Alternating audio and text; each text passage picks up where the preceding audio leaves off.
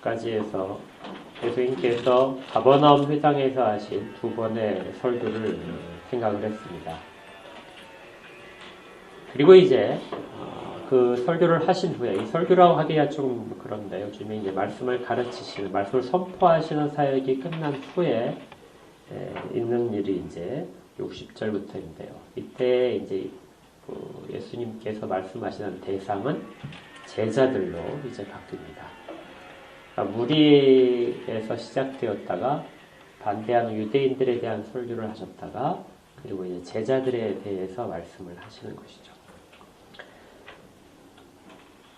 예수님께서 하신 그 말씀 선포의 결과는 제자들의 말 속에서 드러나듯이 어렵도다. 누가 들을 수 있겠느냐 하는 것이었습니다. 예수님의 말씀은 사람들에게는 너무나 어려웠어요. 우리가 예수님 말씀을 들으면서 성경 말씀을 읽으면서 이게 좀 잘 이해가 된다. 전혀 우리 마음속에 어떤 걸림돌이 없이 쑥쑥쑥 들어온다. 이렇게 된다면 굉장히 복받은 일입니다. 엄청난 은혜 가운데서 우리가 성경 말씀을 대하는 것이죠. 그런데 늘 우리의 경험상 보게 되면 쉽지는 않습니다. 예수님의 말씀은 이 당시의 사람들에게는 정말 어려웠을 거예요. 내용 자체도 어렵고 그 내용대로 믿는 것도 어렵고 또 그대로 산다는 것은 또 더군다나 더 어려웠을 겁니다. 제자들을 어렵게 만든 것은 전체적인 내용이 다 어려웠어요. 근데 특별히 어려운 부분을 보게 되면 54절과 55절 이렇게 56절까지 되겠죠. 내 살을 먹고 내 피를 마시는 자는 영생을 가졌고 마지막 날에 내가 그를 다시 살리니 내 살은 참된 양식이요 내 피는 참된 음료로다. 내 살을 먹고 내 피를 마시는 자는 내 안에 거하고 나도 그의 안에 거하니라. 예수님과 1년 이상 지금 제자들이 동행을 하고 있는데요. 동행을 1년 동안이나 했고 그 많은 말씀을 들었지만 이 말씀을 받아들이는 것은 정말 어려웠던 거죠. 앞에서 유대인들이 수군거렸는데 이 제자들도 서로 이제 수군거리기 시작합니다. 여러분들은 말씀이 늘 시편 기자가 얘기한 것처럼 송이꿀처럼 그렇게 답니까? 말씀이 늘 달게 느껴지세요? 그리고 말씀이 쑥쑥쑥 들어오세요? 제가 이 비유를 생각하면서 생각해 봤어요. 이 제자들이 예수님의 그 말씀을 받을 때 먹는 것으로 주님께서 비유하셨으니까 먹는데 입속에서 어땠을까? 주님의 말씀 달콤하게 느껴지는 것 같고 보여서 좋아한 것 같았는데 입에 딱 넣자마자 굉장히 삼키지 못할 그런 것처럼 아주 입에서 걸렸을 것입니다. 맛으로 표현하면 굉장히 쓴맛이 들 수도 있었어요. 그래서 도저히 못 넘기겠다 해서 뱉어버리는 그러고 싶은 마음이 지금 제자들 가운데 있던 겁니다. 그런데 이런 제자들 속에 있는 내용들을 예수님께서 아셨어요. 오늘 우리가 주목할 부분의 하나가 예수님께서 제자들의 마음속에 있는 내용들, 제자들이 수군거리고 동요되고 있는 그 부분들을 예수님께서 아셨다는 겁니다. 61절을 보니까 이렇게 돼 있어요. 예수께서 스스로 제자들이 이 말씀에 대하여 수군거리는 것을 아셨다. 그러니까 누가 예수님께 들리도록 이야기한 것이 아니에요. 예수님은 당연히 제자들이 이 예수님께서 하신 말씀에 대해서 그 사람들이 걸려서 넘어지고 입속에서 거꾸로 뱉어내는 그런 일들이 있을 것을 예수님께서 아셨다는 것입니다. 오늘 우리가 꼭 붙잡아야 될 내용 하나가요. 사람들의 그 말씀을 듣고 사람들이 반응을 일으키는데 그 모든 반응들에 대해서 그것이 밖으로 드러나는 것이든 아니 안에서 마음적으로 이야기하는 것든 간에 모든 것이 다 주님께서 스스로 알고 계신다는 점입니다. 그래서 71절까지 우리가 잊지 않아야 될 것이 모든 것들에 대하여 주님이 알고 계신다는 것을 이 사도 요한께서 계속해서 강조를 하고 있어요. 요한복음에서는 이런 부분들이 좀 아주 두드러집니다. 사람들이 예수님께 와서 무엇을 이야기하기 전에 예수님은 그 사람의 필요한 것과 그 사람 마음속에 있는 중심이 무엇인지를 아셨습니다. 사람들이 입으로 예수님을 막 찬양하고 높일 때 예수님은 그 마음속에 무엇이 있는가를 다 아셨어요. 그래서 때때로 우리가 복음서를 보게 되면 예수님과 찾아온 사람들과의 대화가 막 서로 엇갈리는 경우가 굉장히 많거든요. 이것은 예수님께서 사람들이 입으로 하는 거에 대하여 말씀을 대답을 하시는 것이 아니라 그 사람의 내면에 있는 거에 대하여 대답을 하실 때 이렇게 서로 문답이 좀 어색하게 느껴지는 것이 일어나게 됩니다. 때때로 예수님께서는 사람들이 호의적인 반응을 보이는데 아주 적대적인 반응을 하실 때도 있었어요. 거절하는, 냉혹한 반응을 하실 때도 있습니다. 왜냐하면 예수님은 모든 걸 아시기 때문에. 지금 우리가 이렇게 다 앉아있지만, 그리고 제가 주님의 말씀을 선포하고 있지만, 우리 가운데 있는 내면이 어떤가는 주님은 다 아신다는 거죠.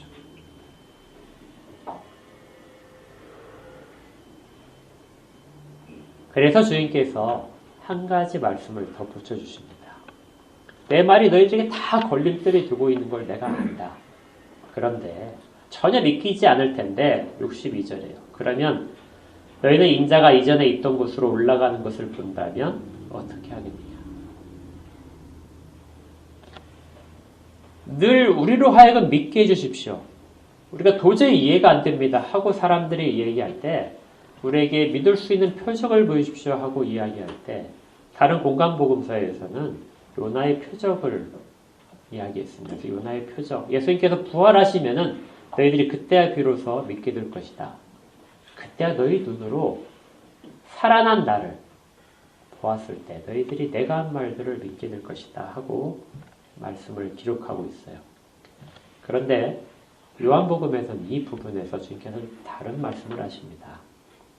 너희가 인자가 이전에 있던 곳으로 올라가는 것을 보았을 때도 너희들이 이 말들이 걸림돌이 되겠느냐. 인자가 이전에 있던 곳은 당연히 앞에서 예수님께서 말씀하셨을 때 사람들이 믿지 못했던 첫 번째 부분이었죠. 저가 하늘에서 내려온 자다. 자기 스스로를 하늘에서 내려왔다고 이야기하는 것이 믿겨지지 않았습니다.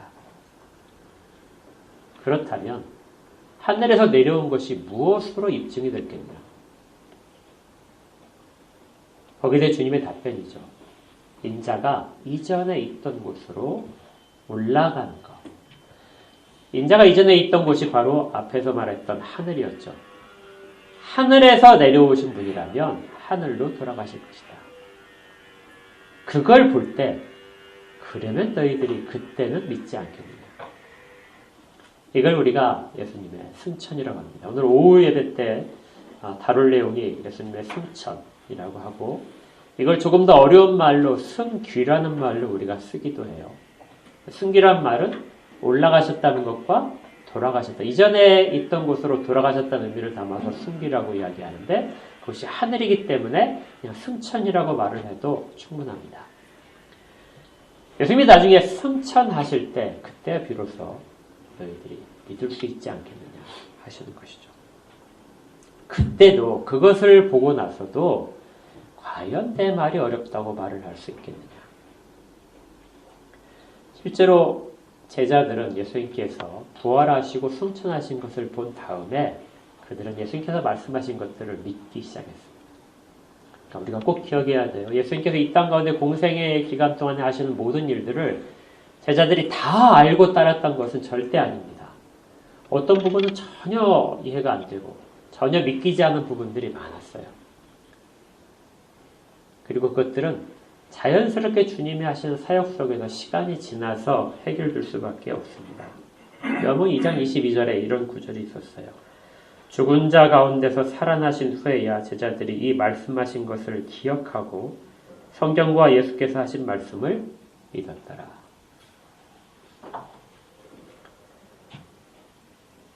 주께서 살아나신 후에야 제자들도 믿을 수 있었습니다. 그런데 이제 예수님께서 여기에다 하나를 더 말씀하세요. 만약에 그때 그 모든 것을 본다고 해서 너희들이 모든 경험을 한다고 해서 너희들이 과연 믿어줄 수 있는 것은 아니다. 결코 아니라는 것이죠. 예수님을 3년 동안 계속해서 쫓아다니고 나중에 승천 때까지 있다 할지라도 실제적으로 그걸 통해서 믿어진다 할지라도 실제 내용은 그 모든 것들은 너희들에게 있는 어떤 지식 때문에 이해 때문에 발생하는 것은 아니다. 그것이 63절에 나오는 내용입니다.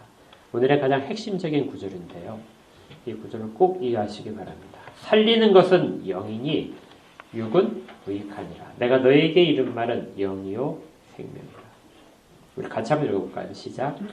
살리는 것은 영이니 육은 무익하니라. 내가 너에게 이른 말은 영이요 생명이라. 주님은 계속해서 제자들이 벗어나지 못하는 것에 대해서 결정적인 이제 말씀을 하시는 건데요. 이 구절은 두 가지로 번역이 됩니다. 두 가지 의미로 이해가 되는 거예요. 첫 번째는 육이 무익하다 하는 이 부분에 초점을 맞춰서 하는 해석이 있어요. 육이 무엇이냐? 사람의 행동으로 하는 모든 것들을 말합니다. 그래서 율법을 이 당시의 사람들로 말하면 율법을 열심히 지키고 그리고 선한 행동을 계속해서 하는 것이죠. 다른 사람을 돕고 금식도 하는 이런 일들을 육적인 행동이라고 합니다. 이걸 통해서 영생을 얻을 수 없다. 이런 것들은 영생에 이르는 생명을 얻는 데 있어서 전혀 유익이 없다. 그래서 육은 무익하다 이렇게 보는 것이죠. 그리고 우리에게 중요한 것은 정말 살아나게 하는 것은 영적인 것이다. 그 영적인 것에 우리의 모든 초점을 맞춰야 된다 하고 주님께서 말씀하신 것으로 그렇게 이해합니다. 주님의 말씀을 들을 때에도 영적인 말씀으로 들어라. 그런데 본문을 자세히 살펴보게 되면 이렇게 이해하는 것은 좀 부족한 이해가 될 거예요. 두 번째 이해가 좀 더 옳은데요. 앞에 있는 살리는 것은 영이다. 이 영이라는 이 단어가 성령을 의미합니다. 영어 성경에 보게 되면 이제 더 스피릿 해가지고 성령, 대문자로 써 있어요, 분명하게. 그래서 성령을 의미합니다. 뒤에 나오는 영은 성령은 아니에요. 살리는 것은 성령이 하시는 일이다 하는 거죠. 예수님이 부활하시고 부활하신 예수님을 직접 만져봐도 그리고 예수님이 승천하시는 모습, 옛날에 오셨던 곳으로, 이전에 있던 곳으로 가시는 것을 보더라도 그 모든 것들은 보아서 믿어지는 것이 아니라 누가 살리시는 거예요? 오직 성령이 살리시는 것이랍니다. 여기에서의 주어는 성령이세요. 성령께서 살리신다. 여기에서의 육은 그 성령에 의하지 않는 모든 일들을 말합니다. 그러니까 제자들이 예수님을 열심히 따라다니고 믿는다 말씀을 열심히 연구하고 성령을 연구했지만 성령에 의하지 않고는 모든 것들은 다 육으로 포함되는 것이죠. 사람들이 주님의 살과 피를 먹는다는 것은 실제로 성령이 예수 그리스도 안에 있는 생명을 사람들에게 공급해야만이 발생을 하는 일들입니다. 그래서 영적인 식탁이 성령 하나님께서 베풀어 주시는 것이죠. 요한복음은 이 부분에 대해서 이전에도 이미 여러 번 강조를 해줬습니다.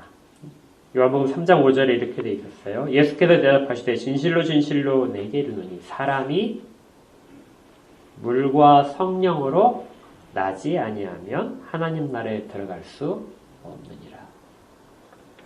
물과 성령으로 나지 않으면 하나님 나라에 들어갈 수 있는 사람은 아무도 없다. 하나님 나라에 들어간다는 것은 영생에 들어가는 것인데 영생에 들어갈 수 있는 영원히 사는 것은 오로지 물과 성령으로 날 때만 가능하다는 것이죠. 또 요한복음 16장 12절부터 이렇게 되어 있습니다. 내가 아직도 너에게 이를 것이 많으나 지금은 너희가 감당하지 못할 것이다. 예수님께서 떠나시기 직전에 이렇게 말씀하세요. 내가 너희들에게 이를 것은 아직도 많다. 가르쳐줄 것이 많다는 것이죠. 그러나 지금은 너희가 감당하지 못할 것이다.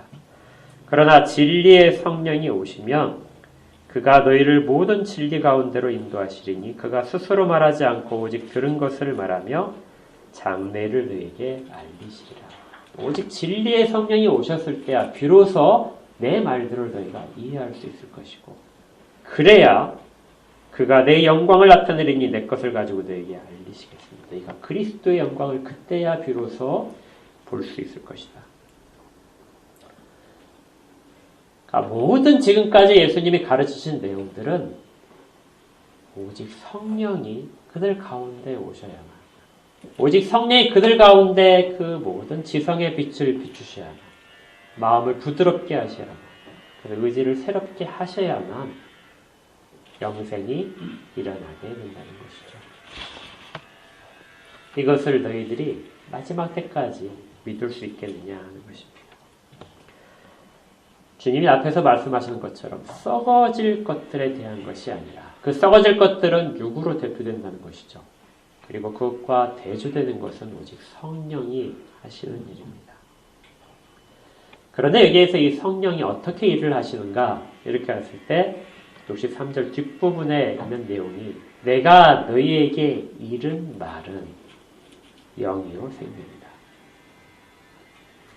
여기에서 이 말이란 말은 복수로 되어 있어요. 내가 지금까지 너에게 쭉 가르쳤던 그 모든 말들, 주님의 말씀들이야.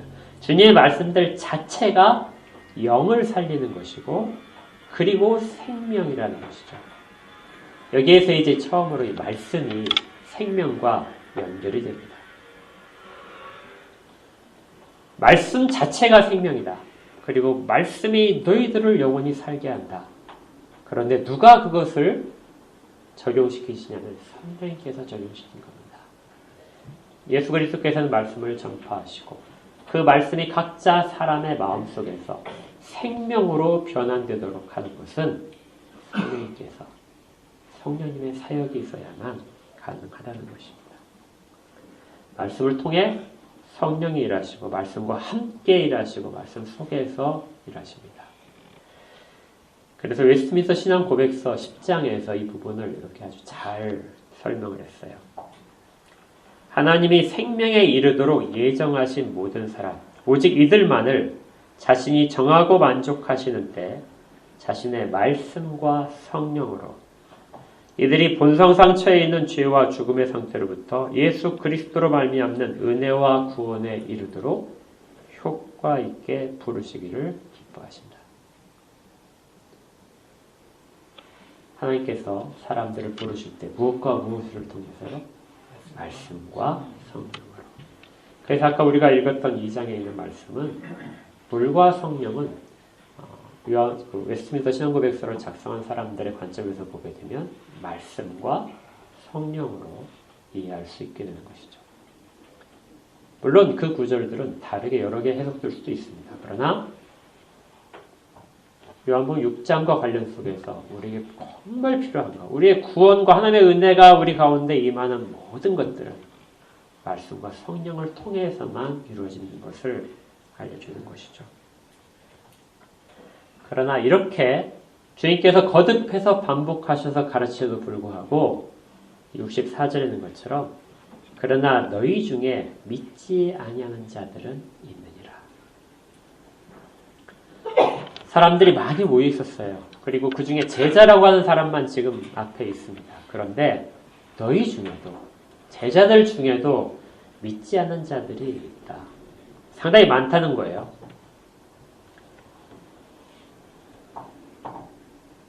성령으로 다시 태어나지 않으면 결코 믿을 수 없습니다.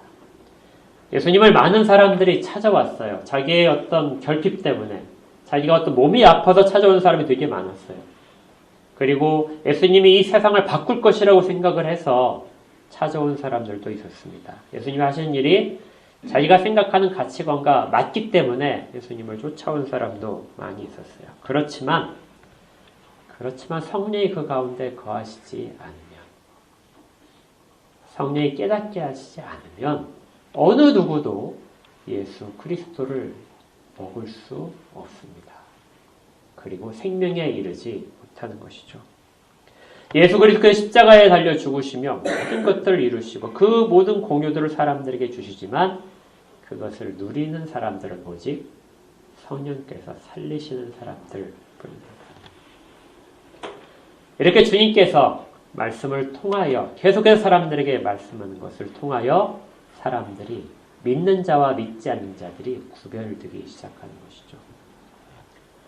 그래서 64절에 너희 중에 믿지 않는 자들이 있다. 그런데 그 믿지 않는 자들 가운데 또 누가 있냐면요. 뒷부분을 보니까 자기를 팔 자가 있다. 믿지 않을 뿐더러 어때요? 예수님을 배반해서 예수님을 죽이는 일에 앞장서는 사람이 나타날 것이라는 겁니다. 그런데 여기 사용되는 모든 단어들을 보면은요. 그것들이 어떤 그 수동적으로 마치 운명적으로 정해져 있기 때문에 그들이 그 행동을 하는 것이라고 기록하지 않습니다. 여기 예수님을 믿지 않는 것, 믿는 것, 예수님을 파는 것, 이 모든 것들은 다 능동태예요. 사람이 자발적으로 하는 겁니다.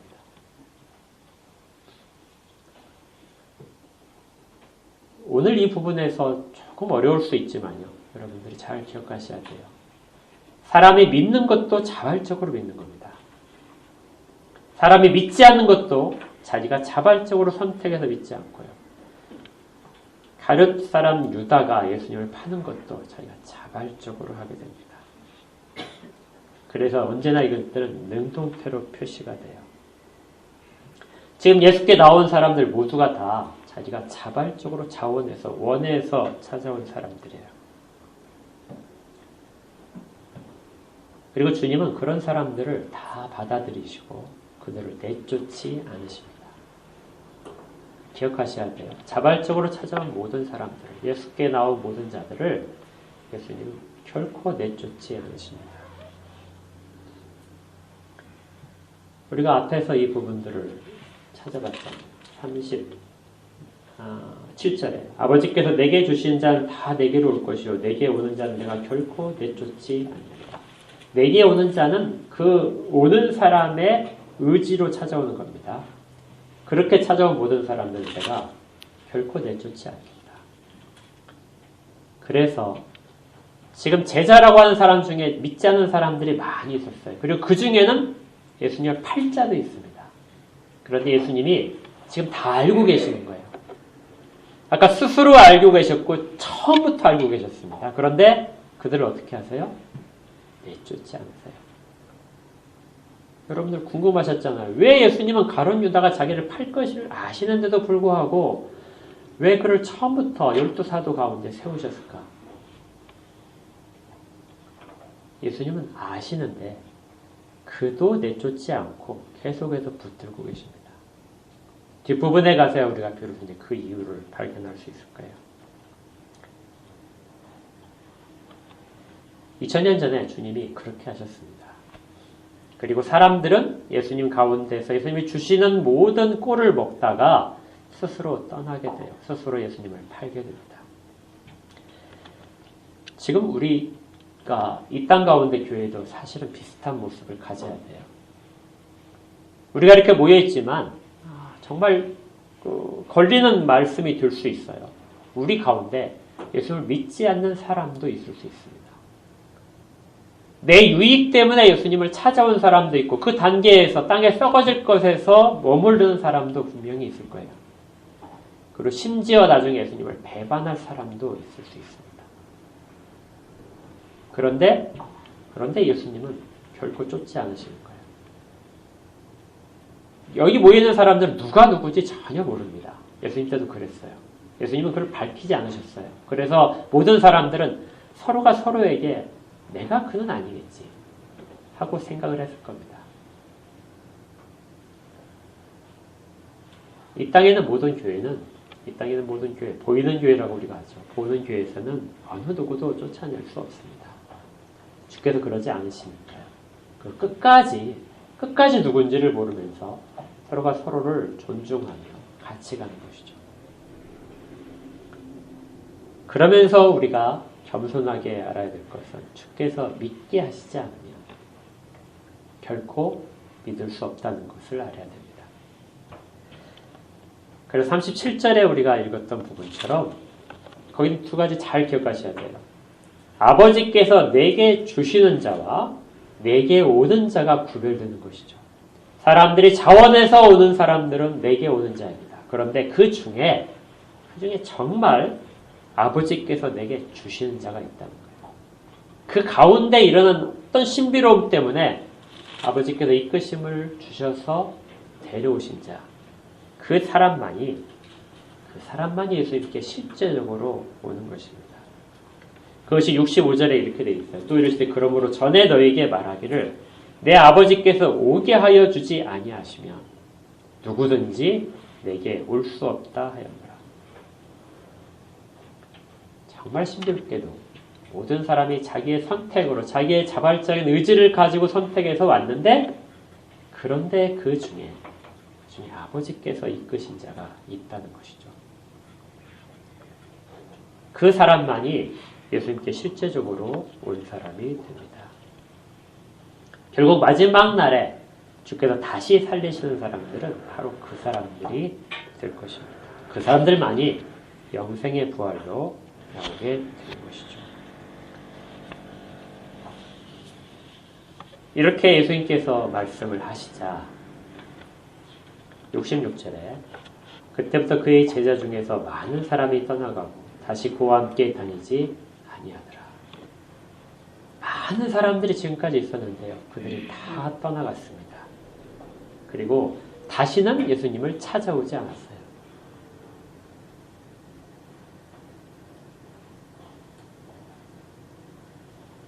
예수님의 사역을 지금까지 이게 1년 반 정도 아마 예수님이 사역하신 것으로 볼 수 있습니다. 1년 반 정도의 사역의 결과가 다 떠나고요. 그 다음에 밑에 보니까 12제자가 남은 것 같아요. 예수님의 목회는 성공했을까요? 실패했을까요? 사람들이 늘어보게 되면 처절한 실패였을 겁니다. 어디 가서 말도 못할 거예요. 만약에 이제 목회자가 이렇게 했다면은, 정말 사람들 볼 때는, 저 사람 능력 없어. 저 사람 진짜야 하고 의심할 정도로 그렇게 됐을 겁니다. 주님이 말씀을 통해서 계속해서 가르치신 결과는 실제로 이거였어요. 그런데 이제 예수님이 남아있는 12를 보고 계신 겁니다. 그리고 예수님께서 이렇게 말씀하세요. 67절에 예수께서 12자에 이르시되 너희도 가려느냐. 예수님의 이 말씀을 하실 때 저 처음에 이 말씀을 이제 좀 묵상을 하면서 좀 어떤 뭐랄까요? 비장함? 좀 정말 뭐랄까 되게 슬픈 마음이 들었습니다.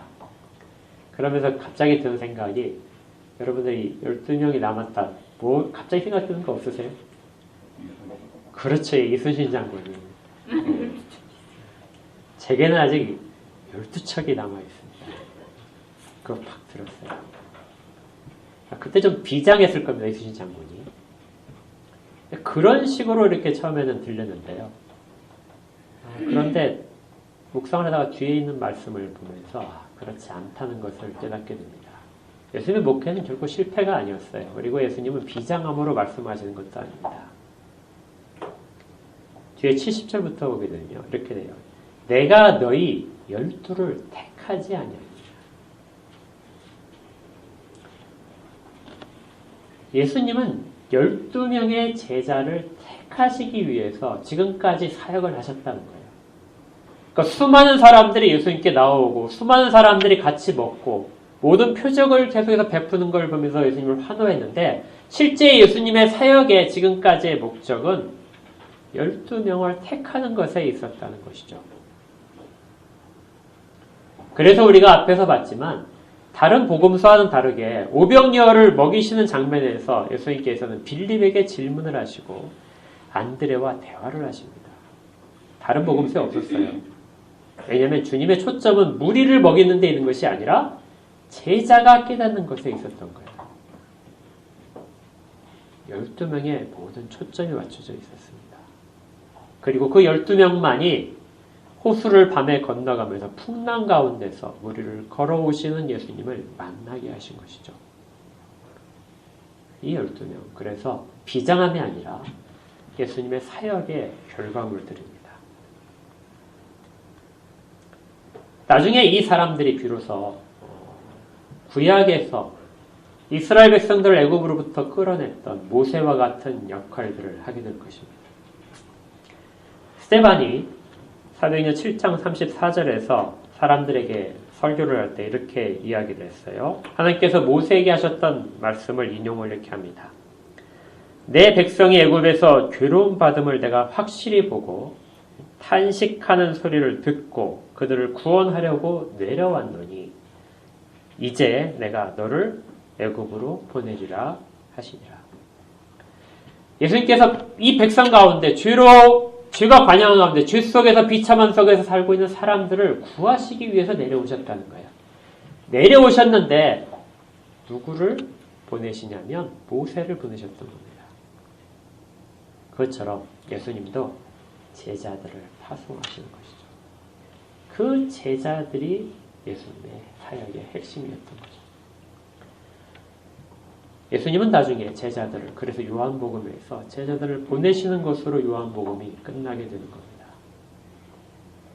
결코 실패가 아니고 모든 이 택함을 받은 사도들, 이 사도들을 세우시는 일로서의 예수님의 모든 말씀들이 걸리는 것도 있고 넘어지게 하는 것도 있지만 그들은 그 속에서 점점점 세워져 가고 있던 것입니다. 그리고 그 사람들이 비로소 예수님이 선택하신 다른 자들, 연약한 자들을 먹이는 일들을 하게 될 것이죠. 그러나 12명이 다 그것을 담당하는 것이 아니라 그 중에 한 명은 여전히 마귀로 남게 됩니다. 그 12명의 모든 신앙 고백을 베드로가 하고 있는 거예요. 68절과 69절을 같이 읽겠습니다. 시작. 시몬 베드로가 대답하되 주여 영생의 말씀이 주께 있사오니 우리가 우리에게로 가오리까. 우리가 주는 하나님의 거룩하신 자인 줄 믿고 알았사옵나이다. 이 고백은 모든 그 복음서 가운데 조금씩 형태를 바꿔서 남아 있습니다.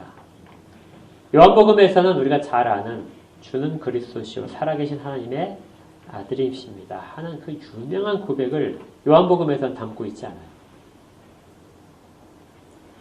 다른 복음서에서 그 유명한 그 고백은 동일하게 예수님께서 사람들을 먹이시는 표적을 일으키신 다음에 바로 기록이 되어 있습니다. 그래서 마태복음과 마가복음은 4,000명을 먹이시는 장면, 떡 7개와 물고기 2마리로 4,000명을 먹이신 장면 후에 기록이 되어 있고요. 누가복음은 오병이어 표적 바로 다음에 기록하고 있습니다. 그런데 그 관점이 조금 다른 것이 요한복음만 이 베드로의 고백이 사람들이 모두 다 떠난 다음에 그때 이 고백을 했다고 기록을 하고 있는 거예요. 그가 무엇이라고 고백을 하고 있냐면요. 영생의 말씀이 주께 있사오니 우리가 누구에게로 가오리까? 누구에게 우리가 갑니까? 우리가라는 단어 속에서 베드로의 자신의 고백이 아니라 이 제자들을 12명의 고백이라고 할 수 있습니다. 12명의 고백 속에서 예수님이 영생의 말씀이 주께만 있는데 우리가 어디로 가겠습니까? 하고 말을 하는 것이죠.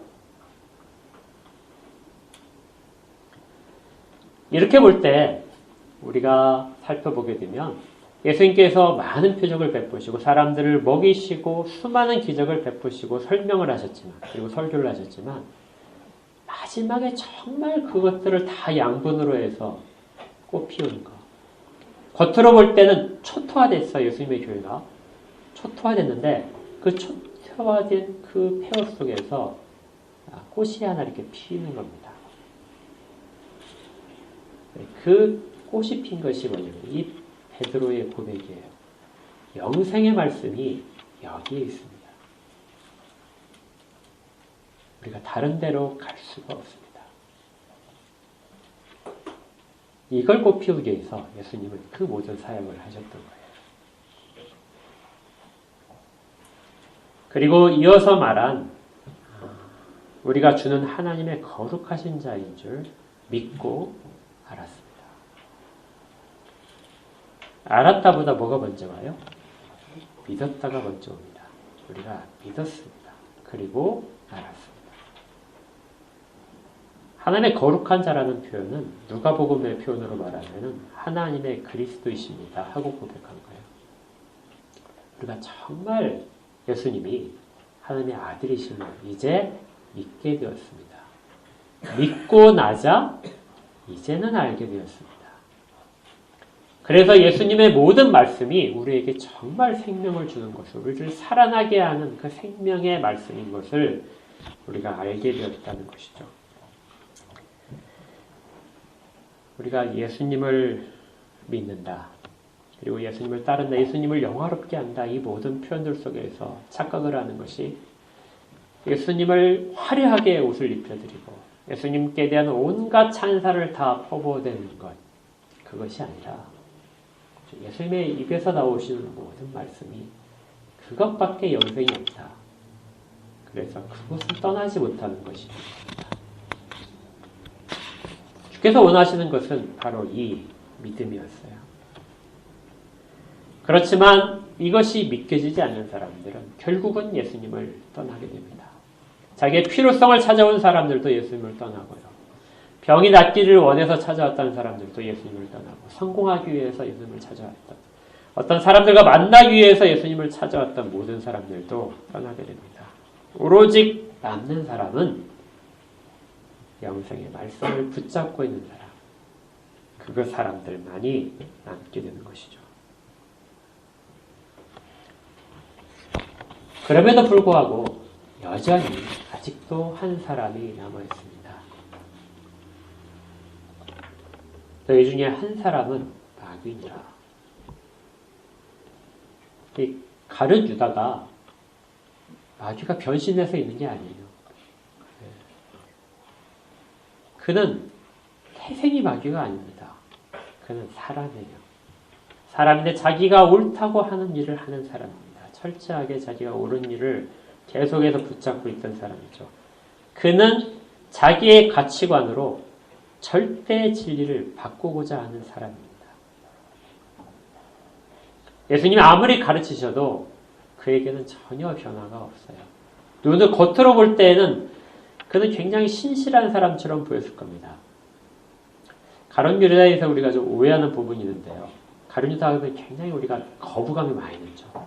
그리고 정말 그 마귀라고 하니까 정말 뿔이 달린 것처럼, 그 인상은 또 굉장히 좀 나빴던 것처럼 이렇게 막 할 수 있어요. 사람들에게 상처를 주고 그렇게 생각할 수 있습니다. 그러나 성경학자들의 연구에 따르면 결코 그렇지 않아요. 가룟 유다가 여기에 처음에 등장하는데 그가 어떻게 등장하면 늘 처음에 이렇게 등장합니다. 가룟 시몬의 아들 유다다.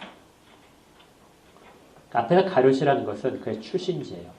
이 성경에서 가룟이 두 군데에 나오는데 그 중에 하나는 이방 땅이기 때문에 아닐 거라고 봅니다. 그리고 유대 땅에 가룟이 있어요. 근데 그곳이 어디냐면 예루살렘보다 약간 남쪽에 있습니다. 유대 지방에 있어요. 예수님의 12제자가 다 갈릴리 사람이에요. 당시에 우리 복음의 말씀을 들어서 알겠지만 갈릴리 사람은 당시에는 사람들이 별로 이렇게 선하다, 좋다 이렇게 취급하지 않는 사람들이에요. 그런데 그 중에 제자 한 사람은 유대인인 겁니다. 유대 사람이에요. 그러니 그가 얼마나 특별하게 보였겠습니까? 유대는 종교적으로, 정치적으로 중심지고 우리는 역사적인 사람이에요. 그리고 거기에 그 아버지 이름을 계속해서 밝히고 있습니다. 이 말은 그의 아버지가 꽤 유명했던 사람일 거예요. 갈릴리 사람이라면 누구나 다 그냥 인정할 수 있겠지만 그는 유대 지방, 가룟 지방 사람인데도 불구하고 그 이름을 붙이는 것은 그가 꽤 유명했을 거라는 것을 짐작하게 해요. 좋은 집안 사람이었을 겁니다. 그리고 이 사람은 말투도 달랐을 거예요. 갈릴리 사람들의 말투가 유대 사람들과 유대 지방 사람들과 달랐거든요. 그 사람들의 눈길을 끌었을 겁니다. 그리고 또 하나 그가 나중에 보니까 재정을 담당했어요. 아무에게나 제자들이 재정을 맡기지 않습니다. 그중에 가장 일을 잘할 것 같고 그래도 가장 신실할 것 같고 그러니까 제자들이 다 신뢰하는 사람이었어요. 나중에 예수님을 그가 배반을 했을 때 제자들은 엄청나게 충격을 받았을 겁니다. 가룟 유다는 귀신을 쫓아내지 않았을까요? 병자에게 손을 얹고 기도를 했을 때 병자들이 나았지 않았을까요?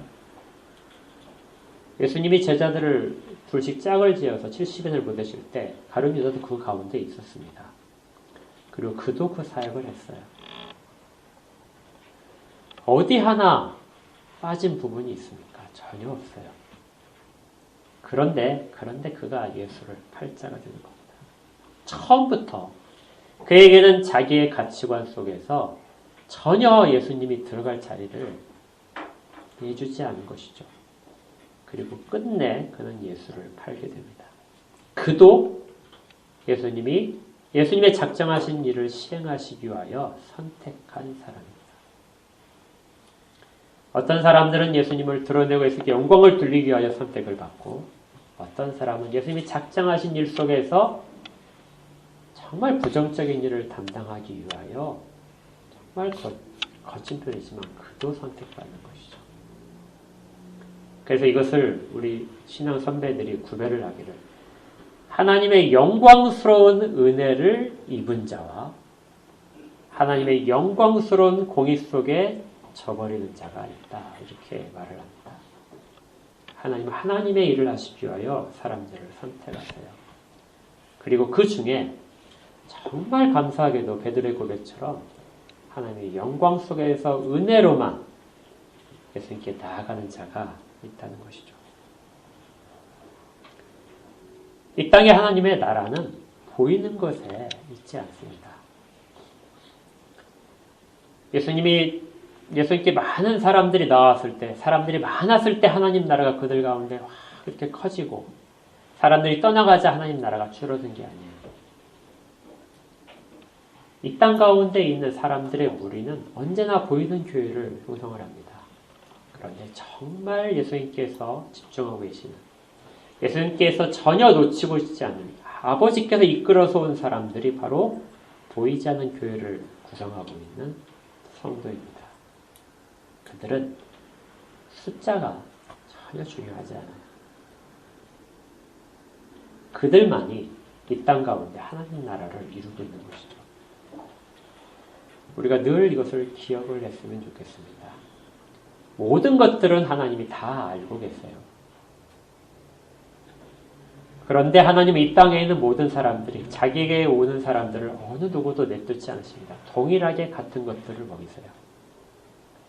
그리고 그것이 실질적으로 효력을 일으키는 것은 성령 하나님께서 그들 가운데 살리는 자와 버리는 자들이 있게 됩니다. 그리고 결과적으로는 그 모든 자들은 아버지께서 이끌어서 온 자와 자기가 원해서 온 자들의 차이점을 발생시키게 되겠죠. 요한 6장에서 굉장히 많은 일들이 있었는데 그 결론은 바로 이것입니다. 아버지께서 이끄신 자들, 그리고 그들은 결국 마침내 고백을 하는 것이 영생의 말씀이 여기 있사오니, 영생의 말씀이 주께만 있사오니 우리가 어디로 갈 수 있겠습니까? 이 고백을 하는 사람들이 진정으로 성령이 이끄시는 나대로 새롭게 거듭난 사람들입니다. 물론 이것이 우리의 지금 이 순간에 모두가 다 드러나지 않을 사람들이 있어요. 언제나 적당한 때에 성령님은 일하시거든요. 그래서 어떤 사람은 아직은 희미한 믿음 때문에, 아직은 희미한 지식 때문에 이것들을 다 고백하지 않은 사람도 분명히 있을 수 있습니다. 우리의 본성의 모습이 다 달라요. 그래서 나타나는 것들도 모두가 다 다를 수 있어요. 그래서 우리는 쉽게 판단할 수 없습니다. 어떤 사람이 지금 보이는 모습을 가지고 저 사람은 마귀다 하고 이렇게 판단할 수 있는 것은 절대 우리의 영역이 아닙니다.